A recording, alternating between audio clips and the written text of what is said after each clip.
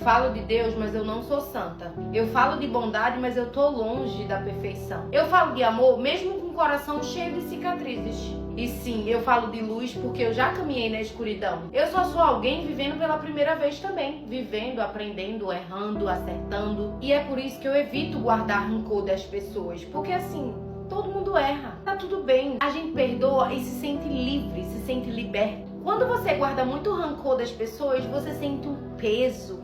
Quando você libera o perdão, você se liberta, você libera a sua alma de carregar todo aquele fardo. Então, permita sorrir, permita errar, permita acertar, permita ficar com raiva. Permita começar uma coisa que você não sabe fazer. Eu sei que a gente gosta de fazer coisas que a gente já sabe fazer, que a gente é boa. Mas sim, permita ser iniciante em alguma coisa. Você tá vivendo pela primeira vez, igual a todo mundo. Não seja tão rigorosa com você, você não merece isso.